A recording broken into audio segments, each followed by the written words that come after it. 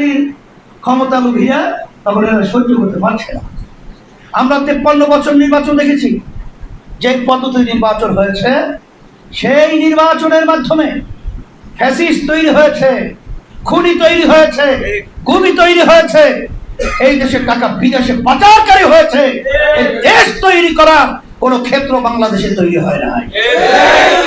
আমরা দেখেছি ওই পদ্ধতির নির্বাচনের মাধ্যমে আমাদের দেশ দিনের ভোট রাতে হয়, কালো টাকার দৌরত্ব হয়, ফ্যাসিস্ট চরিত্রের এককভাবে ক্ষমতায় যাওয়ার পরে শুধুমাত্র 30-35% ভোট নিয়ে দেশ পরিচালনা করে, আর 60-65% ভোট তাদের কোনো ভোটের মূল্যায়নই থাকে না।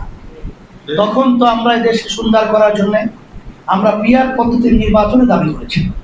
এটা গাত্রদাহ সহ্য করতে পারছে না, কারণ পিআর পদ্ধতিতে নির্বাচন যদি হয় তখন তো এককভাবে ক্ষমতায় যাওয়ার পরে আবার যেই তাণ্ডবগুলা চালাবে এইটা করার সুযোগটা তো আর থাকে না।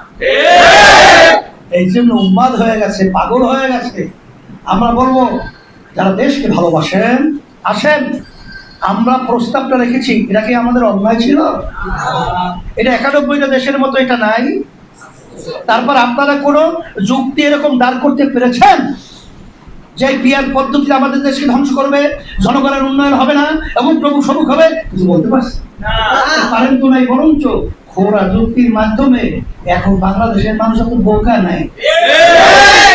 আপনি যাতা বুঝাইয়া ধোকা দিয়ে বোকা বানিয়ে বারবার আমরা সিঁড়ি হিসেবে ব্যবহার করে ফাড়াইয়া এরপরে আবার আপনার ক্ষমতার মসকুদে বসে যা মনে করেন তা করবেন।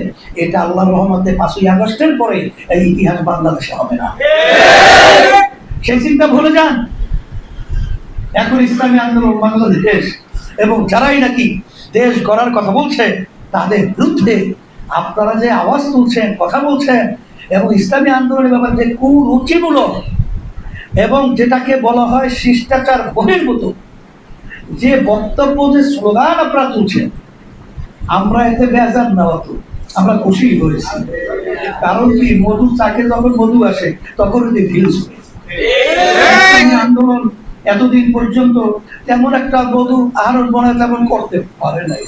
এখন মনে আল্লাহর রহমতে মধু জমছে, এই জন্য ভিউজরা শুরু হয়েছে। তবে জেনে রাখেন, ভিউজ সরতে সরতে মৌমাছির কামড়ে কিন্তু একসময় নিষ্পেষিত হয়ে যাবে। ও কামড় কিন্তু খুব মারাত্মক কামড়, এটা মনে রাখতে হবে। তাই সেই হিসাবে আমি পরিষ্কার বলছি, আমাদেরকে গালি দিয়ে কোনো লাভ নাই, আমাদেরকে গালি দিয়ে কোনো লাভ নাই। আজকে বাংলাদেশের ভিতরে সেই আপনার জাহিলিয়াতের যুগের সেই বড় বড়টা হার মানবে? এরকম একটা সন্তানকে পাথর দিয়ে মেরে তার উপরে আবার নৃত্য এবং আনন্দ উল্লাস লাশের উপরে দাঁড়িয়ে করবে? এই তামাম দুনিয়ার ইতিহাসে বিরল ঘটনা, দেখা যায় না, সহ্য করা যায় না। মন বললেই যা বলে তা বলবেন আর আমরা সেটা মেনে নেব। আজকে থানার ভিতরে আসামিকে সেখানে ম্যাজিস্ট্রেট তাকে কি দিল, শাস্তি সেখানে দিয়ে দিল, পুলিশ নিয়ম অনুযায়ী ধরল। আর সেখানে থানা দখল করে, সেখানে ঘেরাও করে আসামি ছিনতাই করার মতো প্রবণতা এই দেশের ভিতরে, এটা তো আমরা সহ্য করবো না। আমরা যেখানেই যাই সেখানেই শুধু, এমন কোনো থানা আমার জানার মতো নাই, এমন কোনো ইউনিয়ন আছে কিনা আল্লাহ ভালো জানেন, যে যেখানে চাঁদাবাজি এবং বিভিন্ন ধরনের এই নৈরাজ্যতা, স্বৈরাচার চরিত্র এটা চলে না। এরকম বাংলাদেশে কোনো জায়গা আছে বলে আমার জানা নাই।